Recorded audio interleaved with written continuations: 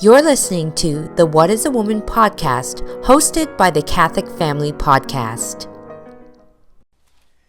Hello, everyone, and welcome back to the What is a Woman podcast. My name is Holly, and as always, I'm joined here by my mother, Mandy, and we'll begin our episode by saying, Jesus, meek and humble of heart, make our hearts like unto thine. So we're excited to be back for another episode this week, as always. I'm happy to be here, and grateful to be back, to be speaking to all you fine ladies, and maybe some gentlemen that may be listening. So if you're new here, the What is a Woman podcast is a podcast for women where we discuss current issues and trends and related to women. And also we're going through our book, The Mission and Duties of Young Women. So we left off last week on we started off chapter 10. So we'll pick up there towards the end of the episode. But always at the first beginning of these episodes, we take a moment to talk about anything. Really. Anything. Well, what I wanted to talk about today My mom always has something to talk. There's no surprise there, right? I always got a long list of what we need to talk about. Anyway, what I wanted to do today particularly, and I've been wanting to do this for a while. What episode are we on? I think we're episode 24. 24? Yeah. So we've had 24 episodes of What is a Woman? And I thought maybe we should recap that. Like, what have we learned? Oh, okay. Let's put it all into perspective. Like, let's put all the little puzzles together, our little jigsaw puzzle, right? I mean, the first thing I'd say, and ladies, comment below and tell us, what have you learned? Yeah. Have you learned anything from these? Have they been, I mean, I know we get a lot of comments of like, I needed to hear this, or, but stuff like that. But if there's something specific that you've really learned that maybe has helped you, comment below and let us know. Yeah. But anyway, the first thing that I want to say is, the very first thing in our minds should be that we've been twisted, right? And just saying that you're a traditional Catholic does not undo the twisting. Right. Right? Or even saying that, because we discussed this at the very beginning. Right. Even saying, okay, I'm going to take on a traditional role model of wife. I'm going to do things different. I mean, some of you were raised in traditional Catholicism, like Holly was, but that doesn't mean there still hasn't been twisting. Right. Right? Because there's always outside. Unless you lived in a cave with your traditional Catholic family and never left. Yeah. If you had, influence. And like I said before, just because your parents are traditional Catholic doesn't mean they were always doing everything right either. Yeah. And that's not to say anything bad. Right. I mean, because I made a lot of mistakes. Yeah. I know I did. I'm like, whoa, that was a mistake. Yeah. Right. And I'm going to say this to the young moms, please. Do not be judgmental to other people and their children. Right. Do not, if there's one thing you should never do is think you have it figured out. Right. Because the minute you think that, I'm going to tell you, God, he has some sort of sense of humor. Mm-hmm. He likes to show you in the most painful of ways. Right. How you do not have it figured out. Right. Well, and especially if you get judgy. Well, because it's pride, and pride is... Yeah, pride is, and God loves to correct pride in us Catholics. Yeah. He loves to correct it. Yeah. Thank you, Lord, for correcting us. We should say that. Thank you. Thank you for correction, because I want to be a saint and I want to get to heaven. Right. Right? As much as painful as that correction is, we should just be grateful for it. Right? Anyway, so I made a few notes about what I thought, we've learned. The one thing here, do you want me to give it, is... Well, they're your notes. You read them. Okay. Well, that what did we learn? What did you learn? That we're on a lofty mission. The lofty mission. We're the lofty mission. This is a higher mission than just, changing bums and wiping noses. Yes. Well, that was, the very first thing that we really kind of discussed. I mean, that's the very beginning of the book. That this is an important thing, and people... The whole world has it wrong. I'm going to say that. The whole world. Yes. And they've had it wrong for about 1,500 years.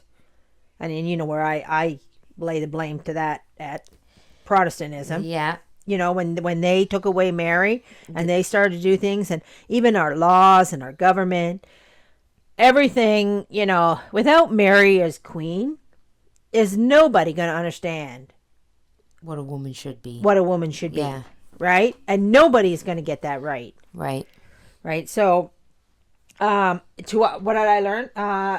To us is the beginning and the end of life. Okay. Right? So the middle of life, these were things that stood out for me when I read the book. Right? And that put my life more into perspective. That, the care of those babies was so important. The care of the elderly was so important. The care of the sick was so important. At the cradle, at the cross, and at the grave. Yeah. Right? These things were so important. And I'm a tutelary angel. Oh, yes. The tutelary angel. Who doesn't want to be I'd forgotten about the tutelary You've already angel. forgotten that you're a tutelary angel, and to view ourselves as that. If we don't come in and we don't do the hard stuff, then we're not really fulfilling the lofty mission. Right. So what else here we got here? The tutelary, that all women are mothers. That all women are mothers. Yes, right, because we're all called to service. Right. Even, right? Okay, yes. Even when we don't have children of our own, like Right. if we're religious, and speaking of the religious, that they are a higher calling than motherhood. Yeah. Right? Doesn't mean, it's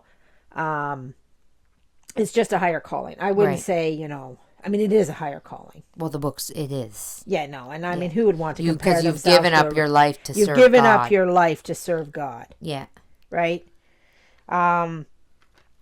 Let me see what else we got here. Oh, that women carry the hope in the family. Yes, I remember that one. Right? So, and God is moved the most by the tears of the woman. Yeah. Right?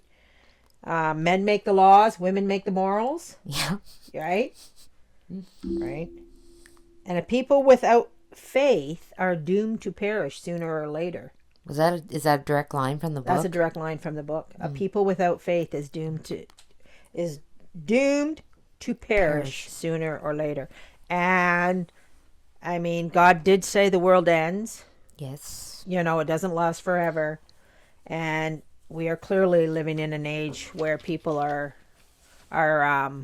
doomed to perish. Oh, and we know that's it's very out there and it's very prevalent, even though there have been a big swing towards religion.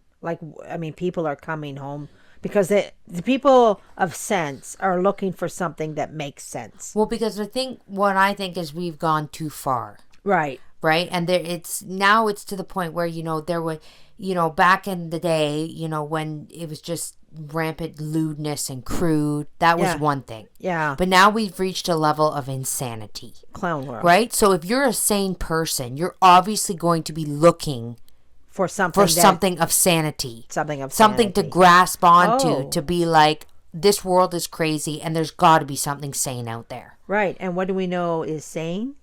Sanctity. Sanctity. Remember? Yeah, That's there's what another thing we learned. We learned to be whole is holiness. Right? So, when we judge things, even when we're dealing with our children, we have to think about that. We want whole children. We want holy children. Yeah. We want sane children. That we want them to be sanctified, Yeah. So anyway, that's Is that our recap?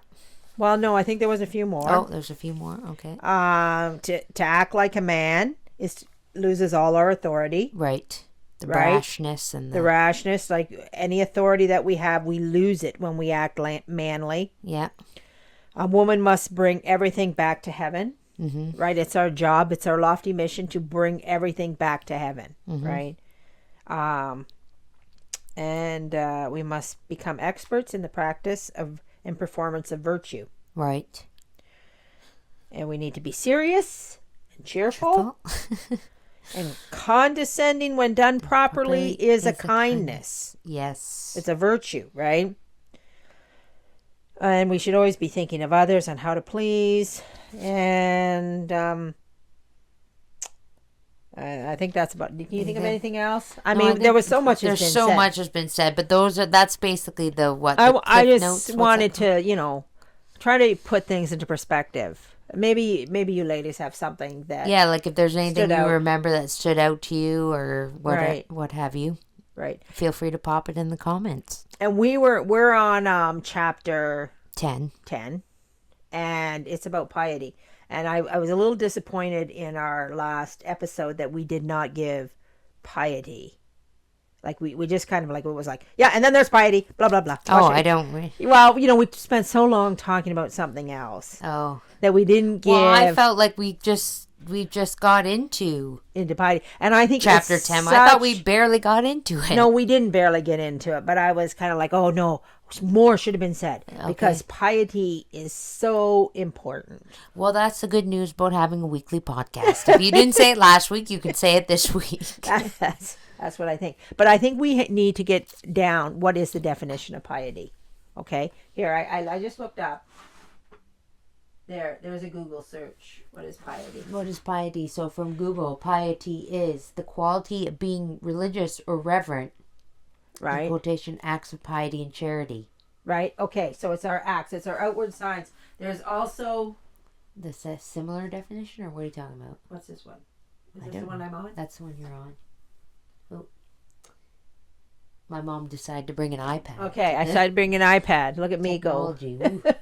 Okay, so the Catholic... This is the Catholic definition. Uh-huh. It says the official Catholic definition of piety is a special gift of the Holy Spirit. It perfects the virtue of religion, which is the practice of justice towards God. It produces an instinctive filial affection for God and devotion towards those who are specially consecrated to God. Right. So it's very, very easy for us. And the book, where is our book? Oh, it's here. It is. It's right I was going to say, I hope you brought it. Yeah. It's very easy for us to, get wrapped up in our own piety. Mm-hmm. Because it's an outward sign, Right. Look how reverent I am. Look how respectful. I'm loving God, I'm walking across broken glass on my knees. You know what I mean? Yeah, I'm not being disrespectful to people who do that. Yeah. Because, they want to show God. Right.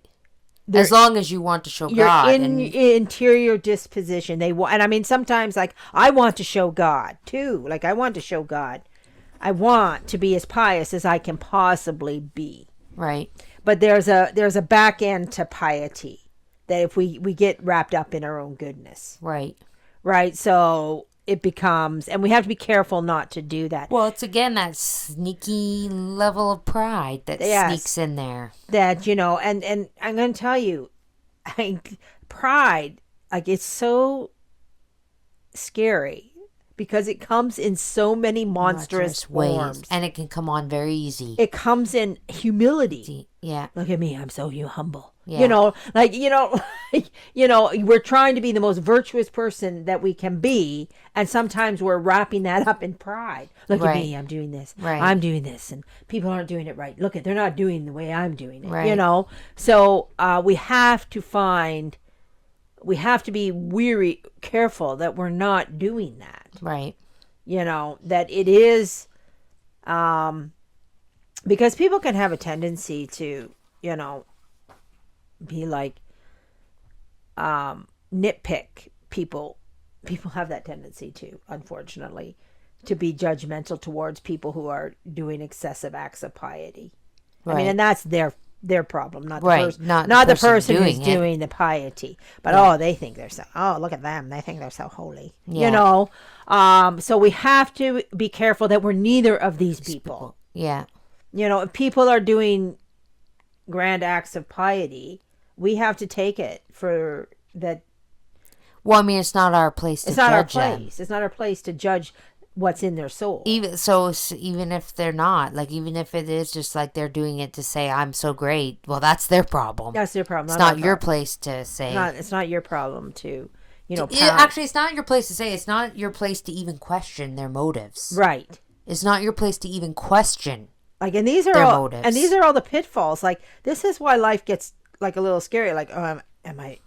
We have to reflect always on our own motive for everything. Yeah. Is this God based? And mostly, I think the best way to do that is to be severe with yourself and patient with everybody else. Yeah. Right? God's mercy for them. Yes. That's good. And to always think the best. Yeah. Right? But not to be severe on yourself. And that was in the book. Yes, that was in the book. And most people myself included, we tend to do the opposite. We tend to do the opposite. We're severe on everybody else, and then we make all the excuses in the world for our behavior. Right. So. I mean, it's only been said 1,000,000 times in the Bible in 100 different ways. I mean, this is what I find about the religion. Like, it's endless. But to me, it's always like 1,000,000,000 ways to say the same thing. Yeah. Do God's will. Yeah.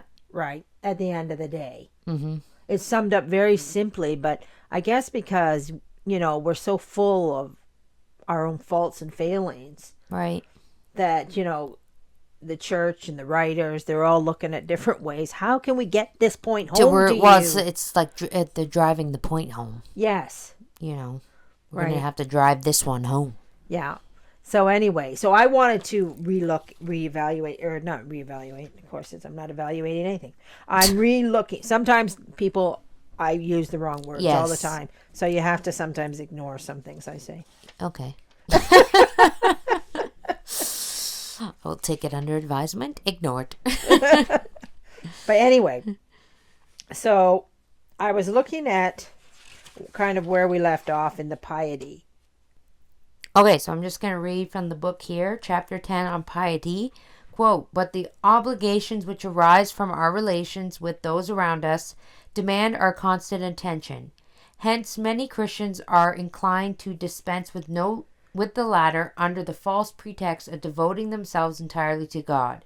It is a misconception, however, of His will, or rather it is preferring our own will to His, to neglect what He commands in order to do what He does not require." End quote. Okay, so I know that, we just took a little snippet out of the book, so I need to say what come before it. It was talking about piety and how we can get all wrapped up in, devoting our time and our energy to serving God, as in the way of, I'm going to Mass, I'm doing my prayers, don't bother me now, I've got this to do, I've got to do all this, right? And so what the book is saying there is that we serve God basically when we're doing His will and looking for His window.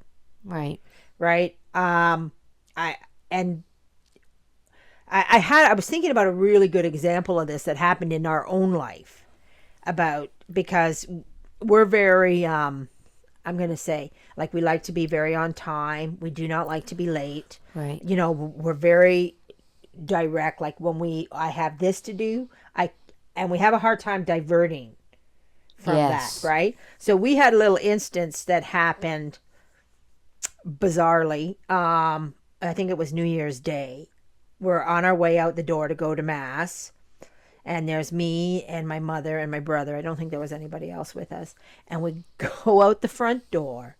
And there's a man with no shoes sitting on our front doorstep. Oh, this wasn't last year. No, this was a couple years ago. Yeah.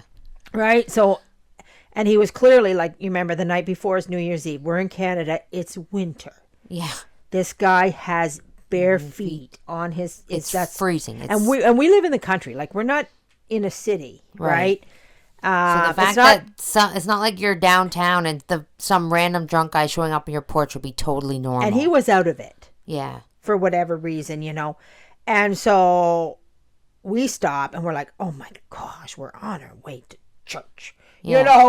We're trying to go to church. We're trying to go to church, and now we have a guy on our front porch. Yeah. Right? And it was very irritating, like, because now, we're going to be late for Mass. We're going to be late for, you can't make us late for Mass. Yeah. Right? But I said, okay, this guy is on our porch, and this is the way I live my life, is that, if, like, we didn't go looking for him, No. He showed up. So if he was there, I feel like that's sent from God. God, He wants us to look after this guy for whatever reason, Yeah. And my brother's finding him a pair of shoes, right, to fit on. And the guy is out of it. And he's going, sir, just put your foot in here, sir. And he's trying to find him some shoes to wear, We got tons of shoes and stuff. And anyway, he finally gets him some socks, and we get him some shoes. And we don't exactly know what to do with him. So, my brother decides to just drive him to Tim Hortons, in town. Yeah. So that he can, either sit in Tim Hortons or do something, right, to get himself together. We're not actually big on calling police. Yeah. Like, we like to let people, figure themselves out, give them a chance. Whatever happens. I mean, because it's not, he wasn't a homeless man. Well, I don't know what he was. I mean, why is he out there? Did somebody throw him out of a car? I thought you said he had like neat, decent clothes on and stuff. He was probably at a party or something. Well, yeah, and I can't remember. He wasn't overly old either. Yeah, right? I bet you any money. So it's not like he was causing trouble. It wasn't. No, and even another example of that was out. Remember that fellow that showed up at the store? Yes. The tattoos all up the neck. Yeah. Right, and he was really sketchy. Not sketchy but hard looking. Yeah, and our store again is in the middle of nowhere. It's not in a city. And so what had happened to this poor guy was he had picked up a car in Stratford. He had no money. Yeah. And he ran out of gas at our store. Yeah. And he come in. He had a cell phone that didn't work. That only ran. I had to hook him up to the Wi-Fi. Yeah. And I was there by myself. Were you there? No, I was there. Oh, you were there. Okay. I wasn't there by myself. I had to give him a coat. I had to go find my work coat. I gave him my work coat, because it's freezing again, cold winter, out. It's Canada. winter. And this guy has no gas. And then... and it was late at night, and we were trying to leave. And I'm pretty sure that if he'd have gone to any other farmhouse around, they would not have opened the door. Right. I mean, and I always feel like God said, no, you get lost right here. Yeah, because they will help you. They will help you. Like, I always feel like, like you never miss that opportunity. Mm-hmm. And so I look at it like that. I don't be afraid of his appearance. Yeah. And the poor guy, this is how sad this was. He called people, and I'm going to use the phone. He called people, and they wouldn't come. Like, nobody would come and help him. Nobody would come and help him. Yeah. And I felt like my heart was aching. I thought, I could call 10 people, and they'd come and help me. Yeah, they would never be like, nope, sorry, too bad. Yeah, to me, this was so sad. Yeah. Right? I took him down. I bought $10 worth of gas. There must have been something else wrong with the car. The gas didn't work. It was just a mess. But anyway, I always look for these things in life, right? Like, that's your opportunity to do God's will. Yeah. Right? That's your opportunity. The one in particular that stopped us from going to Mass, it didn't stop us. We were still, we're always a good early anyway. Yeah. We're always early. So it's cutting into your... It's cutting second into time of being early. It's making us on time, probably, right? So, but anyway, this is where the duty comes before, Mm-hmm. And this is what the book is telling us too, right? That you have to pay attention. You have to pay attention to what is God's will, right? And I always look at that as what comes to me. Yeah. Not what I seek out. Not what I seek out, but what comes to me. Yeah. Like, a man sitting on my porch, or, this rough-looking biker guy, coming into our store. Coming into when my it's store. Closed. When it's closed, And this kind of thing, right? And you just have to have faith and confidence in God, I guess. This is because, this is the way I look at it. Look, we'll take that guy, for example, that came to the store at night. Mm-hmm. You could either help him or you could not help him. Right. Regardless, he's there. Think of it this way. Our store is in the middle of a cornfield, okay? It was on a highway, but it was out of town. Yeah. In the middle, and cornfield on one side, cornfield on the other. There was random businesses a couple yards up the road and stuff, like a gas station, whatever. But you're in the middle of nowhere, and it's dark, and it's nighttime. And no one's around but me and my mom, okay? Right. Yeah. So regardless, he's there. Yeah. Whether we help him or not, he's there and he's not going anywhere. So, that's what you have to think. So either he's here, and if it's God's will that this guy attacks me and I'm dead, well... Yeah, I guess that's God, so, but... Those are hard pills to swallow. You have to fortify yourself. You have to fortify yourself, and you have to say, I'm going to take a risk here, and God put this guy here, and I'm going to help him. And if he accepts the help, and that's what he was there for, great. Oh, he took my coat. Yeah, no, he did, and he put it on. He and put it on. He was freezing. Yeah, You like know? it's cold. And Canada, cold. Yeah. So Cars not running. anyway, So yeah. and that's what it's telling us about, our pious, that we have to put that first. Yeah. That sense of doing God's will, because it says down there, did we read not all who enter the kingdom of heaven? Is that no, we didn't. I didn't get to that part. Okay, so down here. Quote, "We are admonished by our divine Savior that not every one who saith to him, Lord, Lord, will enter into the kingdom of heaven, but he only who doth the will of his heavenly Father. He also tells us that we must judge of our love for him by the fulfillment of his commandments. But the will of God requires above all that we should discharge with the exactitude the obligations of our state of life." End quote. Right. This is all about duty, right?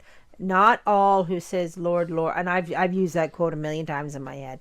Not all who says Lord, Lord shall enter the kingdom of heaven. I mean, but those who do the will of the Father. People tend to use that quote, when they're thinking about other religions. Not all who say Lord, just because you're praying down here at the Protestant church, that don't mean anything. Yeah. I'm praying properly. But we have to, I would say, not even apply that to that, just because this is my viewpoint on the Bible. Okay? The Bible is a Catholic manual. Mm-hmm. Right? I know a lot of other people take it and use it, and they, they interpret it the way they want to interpret it. But when we read in the Bible, it's talking to us personally. It's not talking to us about the guy down the street. It's not talking to us about the Protestants. Right. It's talking to us. Right. So when it says, not all who say, Lord, Lord, shall enter the kingdom of heaven, but those who do the will of the Father, that's talking to me. It's saying to you, do the will of God. Do the will of God. Not wonder if the guy down the street is doing the will of God. And we're going, I don't think that guy down the street is doing the will of God. It's not about him. It's your manual. The Bible is your manual. And this is the thing, there's a lot of people that get wrapped up in the different people interpreting the Bible a different way. And that's not the way it meant. This is not the way it meant, and they get into these big heated arguments. I mean... Yeah, and I think there's a place for that. I think there's a place for those arguments. For people to have those. For people to have those. Men to have them. That's not what I'm saying. Theologians or priests, But what I'm saying is I don't care to have them. Yes. Right. I don't care who interprets the Bible which way. I only care about how I interpret it and the way that I apply it to myself. Right. Because what we do have to realize, and I'm going to say this even to those people that are having these arguments. Yeah. What we do have to realize is that at the end of the day, God is going to judge those people. Yeah. And we don't know how God is going to judge those people. Right. We're not God. Yeah. Right. Exactly. We shouldn't even be thinking about that. We shouldn't, never. We should never even, in my humble opinion, I don't care who you are. I don't think we should ever be thinking about somebody else and how God's going to judge them. Right. It should not even be on our radar. Why? Because we apply strictly to ourselves. That Bible is our manual. And yes, I do believe, though, there's a place for priests and bishops. Well, because they're the people of the discerning of the truth. Yes, so they're entrusted with the... I mean, when we take the Catholic Bible, we don't take it as what we think it says. Right. We take it as what the Catholic Church tells us. I mean, and they're in a position where people are coming to them for guidance and counsel and advice and confess their confessors and, or people confess to them, Mm-hmm. So it's like, yes, by all means, they need to be able to, but for people, when it comes to the Bible and it comes to scripture and what have you, we have to apply it to ourselves and not worry about how other people are taking it. Right. And that says to us, to me, if I am, and it's no coincidence that they put this in the chapter on piety. Yeah. I can act like I'm the most pious person in the world, look at me, pray, look at me, Mm-hmm. I mean, whatever. Or not even look at me. I'm doing it for God. Like Right. here I am, and I'm like giving all myself to God, and then I'm not actually doing my duty because it's a little. Prayer is just one part of doing God's will. Right. It's a very large part for people who are in religious vocations, and it should be a large part for us too. Wait, but I'm going to take it back to the beginning. I'm going to take it back to one of our first or second episodes. I can't remember which one it was, but we are going to show, as women, we are going to show people virtue by our actions, not by our mouths. Right. So we don't need to be, as we've said many times, the roaring lion. Yeah. We don't need to be on the soapbox. Right. Because for lack of a better comparison, I like to say, you know what people, men and women, you know what they see when they see a woman spouting off? It's like those megaphones, those, like they just. Well, and again, back to the book, it tells you when a woman acts like a man, she is not like, and I really, I watch a lot of, like Michael Knowles. Yeah. Well, not a lot. Yeah. It's actually where I get my news. I don't watch Yeah. any other news besides, I go, what does Michael Knowles tell me I have to know today? today. And then that's kind of what I go to. A little bit of Ben Shapiro. I dislike the women immensely. Yes. I don't want to listen to them. They sound like Candace Owens. Okay, well, because you know what I'm going to say? Brett Because Cooper. I was listening to it the other day, and you know what? I noticed a difference. I'm going to tell you what the difference is between the women and the men on these talk shows, okay? Sarcasm. Yeah. Sarcasm.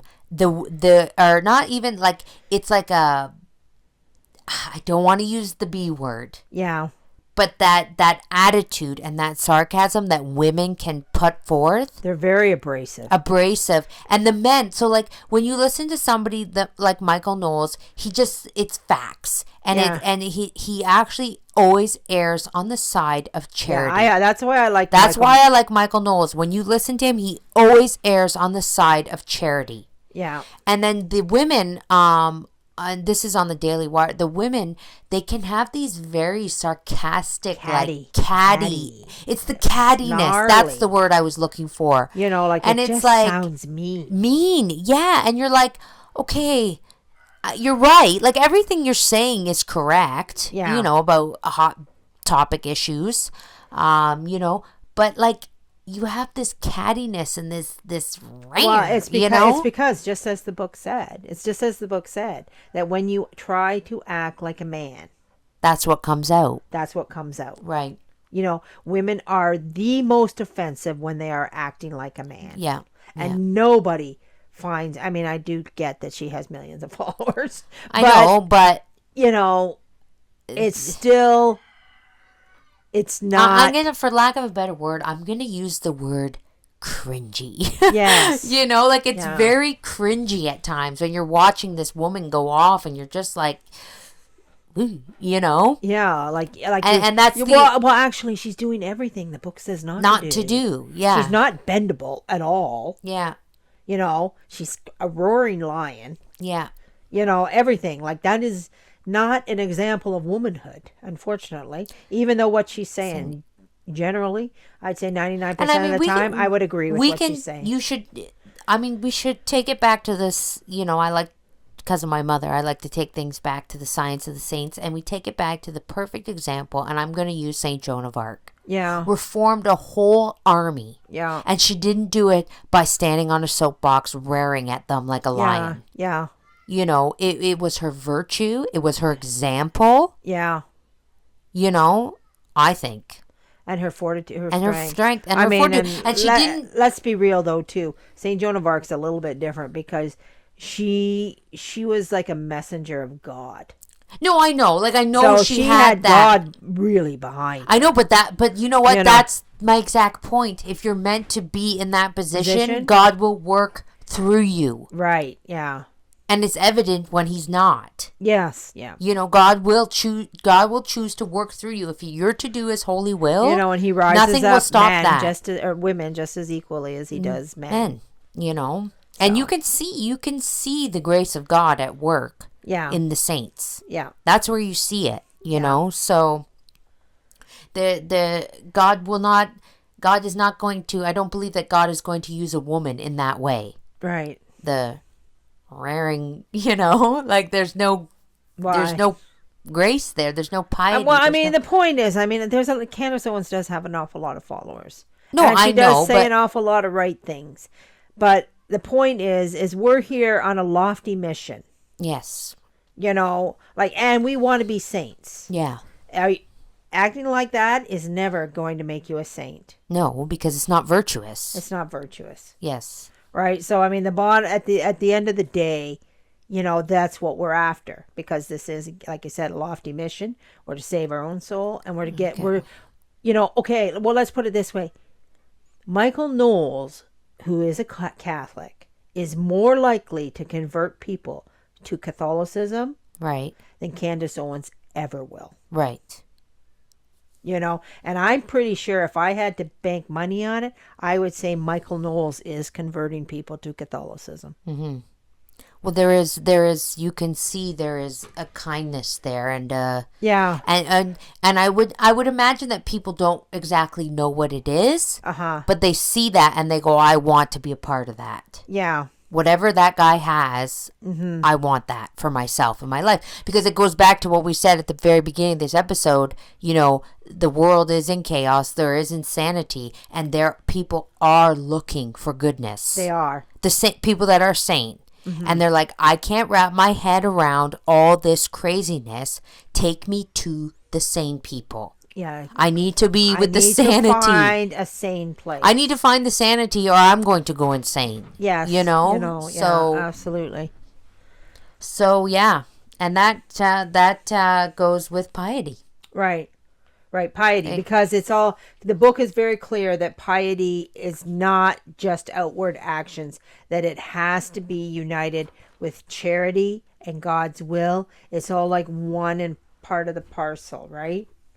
Yeah, so when you say like a pious person, for example, you can see their religion not just in their actions, but in their demeanor and in their personality, right? Yeah. You can see how good the religion is just through them. Right. Because is it fair to say then that there's true piety and then there's a false piety? Oh, yeah. And that's what the book was warning us about. But I don't know, like, I don't think you could keep up a false piety. Well, you can. It's the Pharisees. The Pharisees. Oh, okay. The Pharisees. Okay, yeah. Okay, you know, they were now. all, look at me, you know. I was just saying, if you're not doing it for the right reasons, I imagine it'd be pretty hard to keep that up. Like it'd be more like a facade. They're righteous. They're just righteous. It's righteousness. It's just that's righteousness, the word I'm missing. Right? Then. Okay. So the publican and the Pharisee, right? Yeah. I always want to say Republican. Republican. It's not Republican. It's not a Republican. It's a publican. But anyway, so he that's what he is. He said, "Look at me. I give my tithe. I'm doing all the things. Mm-hmm. I'm doing all I'm bowing when I'm supposed to bow. I'm kneeling when I'm supposed to kneel. Yeah. I'm doing everything right." Right? Yeah. You know, and that's what the Pharisees are. So basically, piety, you know, there's a proper form of being pious. And then it's pride. That's what I was just thinking. Like, so then the other is just pride. Yeah. And like, I mean, as traditional Catholics, you know, we have to work really hard on that because, you know, it's so easy for us to have pride in our own goodness. Well, if I had to say, this is just my opinion. I feel like pride is the easiest sin to fall directly into without even trying. Yeah, and it's the granddaddy of the sins. Yes, you know, because when you take it right back, why did Lucifer fall? Yeah, pride. Yeah. You know, so it's just like, I mean, he's obviously going to use that to pull everybody down. There is or try to, I should say, not to. Well, I think, and I have mentioned it before, the litany of humility. Is it a litany? Yes. Yeah. I used to say it all the time because, you know, I'm myself personally, I'm always afraid of pride Yeah. because I fall very easily for it. Yeah. You think you're so smart. Ooh, look at me, I'm so smart. Like, so I'm like, I can't, like, it's very, very hard not to be prideful when you actually know things. Yes. And I know that sounds prideful saying that. That was pride. No, I'm just kidding. But when you do, when you do know how certain things work. Well, okay, but I'm going to say, though, as we said this in an earlier episode way, way back, and I remember saying it. When you're in a room and you're in a group full of people and you're in you don't always have to be the one talking. Right. Especially as women. Yeah. Especially as women, we need to remember that you don't always have to be putting your oar in. Yeah, yeah. Sometimes you can. And that takes a lot of work. It takes a lot of work and a lot of humility. Even because especially when somebody's going off on something and you're thinking in your head, that's not right. Yeah. That's not right. That's not right. But as long as it's not anything scandalous, or let them be wrong.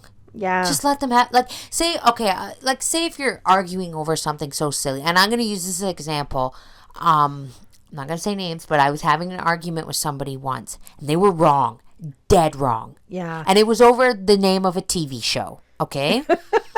And it was a show that I watched, and it was the pronunciation of the show.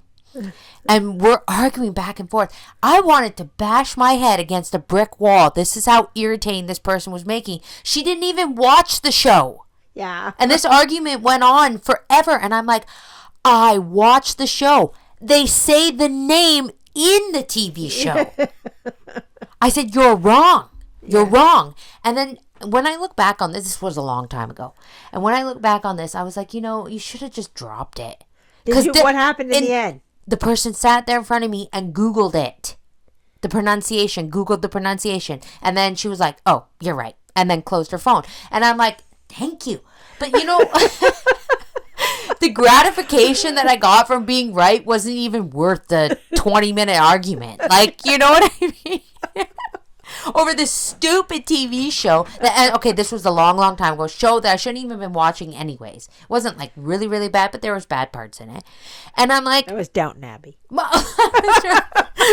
Anyways, long time ago, should not have been watching the show. Wow, should we watch anything? No, I know. But anyways, and it was like, so it was very frustrating to me because I'm sitting here and I'm like, I'm the one that watches the show. You make fun of me for watching the show. Yeah. And I'm just like, but when I look back on that day, many years ago, and I think to myself, it didn't even matter. And you should have just let her. You would have won so many graces by dropping it. I know. I should have just let her be. I should have just been like, yep, okay, whatever. It's Downtown Abbey. Because that's what she was insisting. It was called Downtown Abbey. And I'm like, it's not called Downtown Abbey. Right? And so really, and then the fun of life. Because there was other people in the room, and at the end of the day, it was embarrassing for her to pull out her phone and Google it, and then hear the pronunciation and know she was wrong. I should have just left it, because I could have saved her that embarrassment. Yeah. And had my own pride pricked. Yeah. You know what I mean? Like, yeah. The saintlier thing to do would have been to be like, okay, it's Downtown Abbey. I don't need Moving on. I don't need your verification of the pronunciation. But you did. But I did. I'm laughing, but I'm just using it as my own humble example to be like, I should have just let it go. That's an example where that's the best example I can think of, where at the end of the day, in light of eternity, these things are not important, and I could have built some serious graces there had I just let it go. Yeah. So that's the kind of arguments I'm talking about. When you're in a room full of people and somebody's having an argument over something so stupid, as a woman, just be the better person. Just go, whatever, and just silence yourself. Don't get, you know what I mean? That's I guess you have to learn. I guess you have to, Well, that's a hard thing to do, to not care about always being right. It's a very hard thing to do. You're making me sound stupid. Like I don't know. I'm the one that watched the show, and you're making me sound stupid here, and I'm not having it. Yeah. I should have just been like, okay, then I'm stupid. Yes. You know? Yeah, little Saint Bernadette. Little Saint Bernadette. I am stupid. You know? Little Saint Bernadette would have done you wonders. I know. Mind you, I was not in the right place at that time in my life to be at the... Anyway, so... But these are the things that I look back on, and I will tell you, I will remember that moment. That would have been a moment of piety, too. Yes. Just like, okay. You know. Yeah. You know. Moving on. Downtown Abbey it is. And then who knows, maybe years later she would have heard it said correctly somewhere and been like, man, I was wrong. Yeah. Well, that's what always happens. Because that does happen. That's actually what always happens. Well, because then you're letting God handle it. Yes. God will choose to correct this person in his time. And he always does, And he always does. I always... Even over little things, he always takes care of it. He always Well, does. I mean, it's like St. Paul says in the one epistle, justice, I can't remember the exact words, the epistle where he's talking about how justice will belong to God. Yeah. I can't remember. With the one, it's at the very end. Yes. Justice is mine, saith the Lord. Yes. Yeah. Yeah. So, yes. And also... So you have to remember that. Yeah. And I always say, like I said, remember the kids were fighting in the back that one day, and they were fighting, and the little guy did something, and then the big girl reached out and touched him. Oh, yeah, yes. It took me a minute to remember what you're talking about. They were fighting, right? And I said, whoa.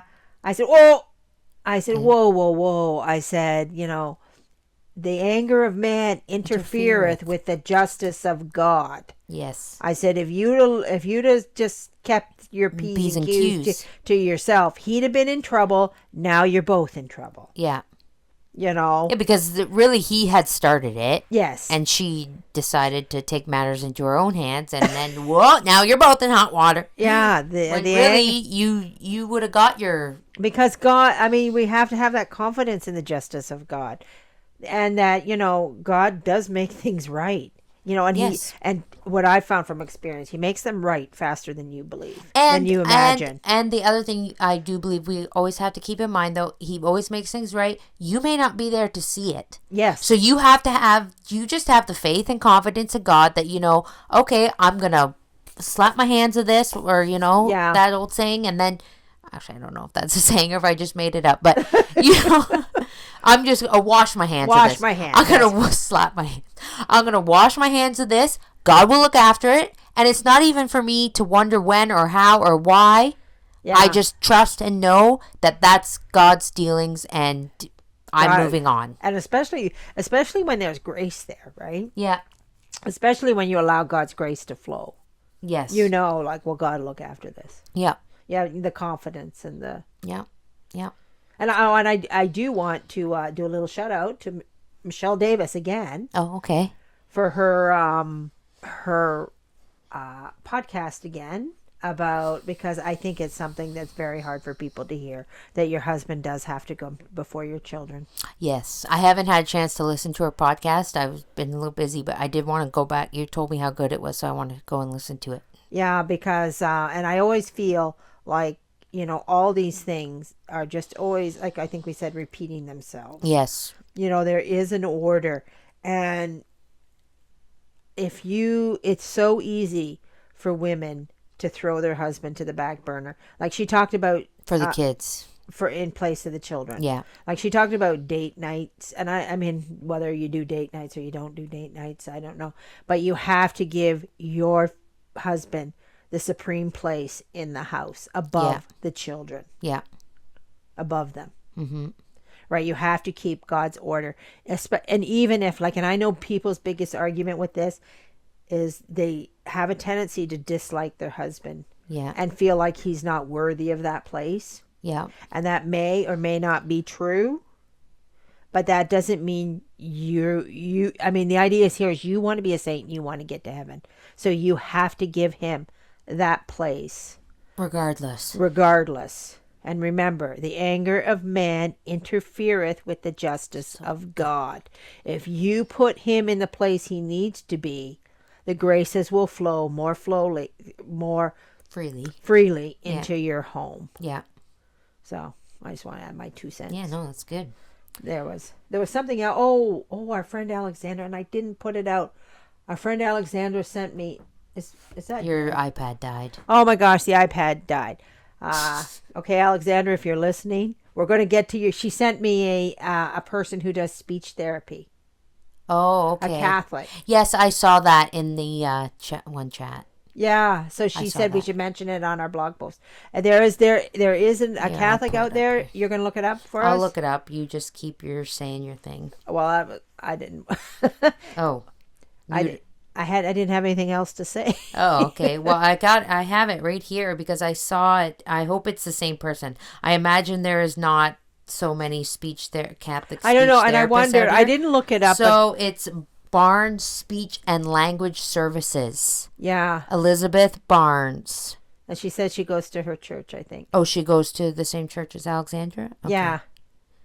Yeah. So we'll put a link to her because I know that seems to be a big I don't want to say issue, but Well, we have a couple kids we here. have a couple who- kids that could benefit from some speech Speech therapy, therapy. yeah. So it's nice to know that you're dealing with A Catholic. a Catholic. Because I'll say when my daughter was 2 or 3, we took her to a speech therapist because this was when I was away from the church, and we watched this show called In the Night Garden.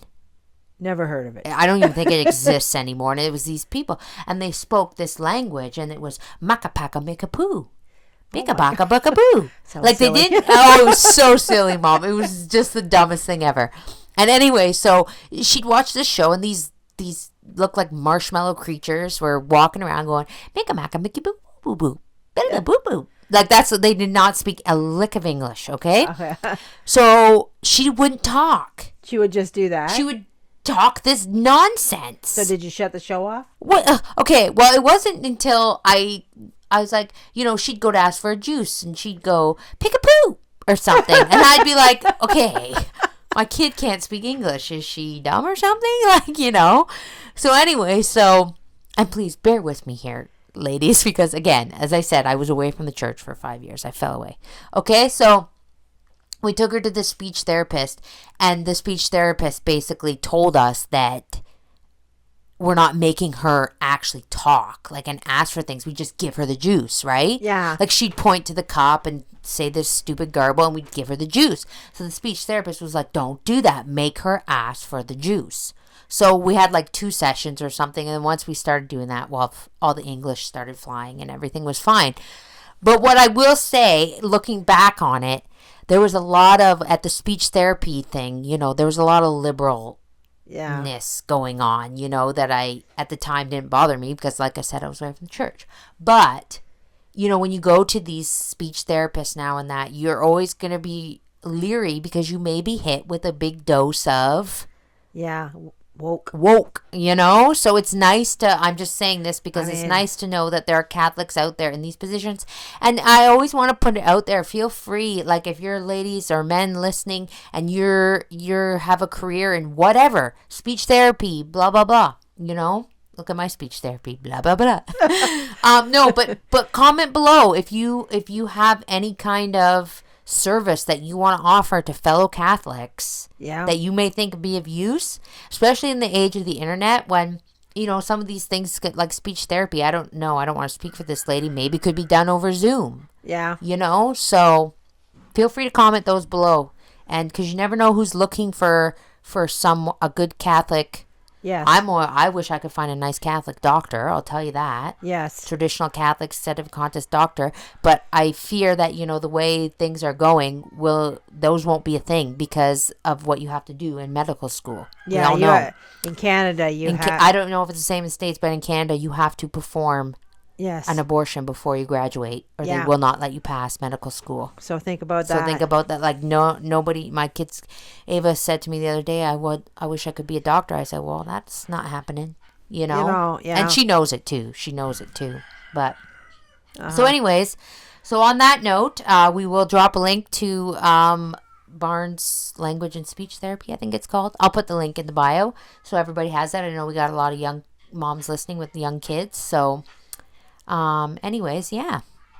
That's it. So is that it? That's all we got for this I think week? that's all we got. And we will be back next week with another episode. So until then, have a very blessed week. May our Lord bless you and Our Lady guide you. And as always, Saint Teresa, pray for us.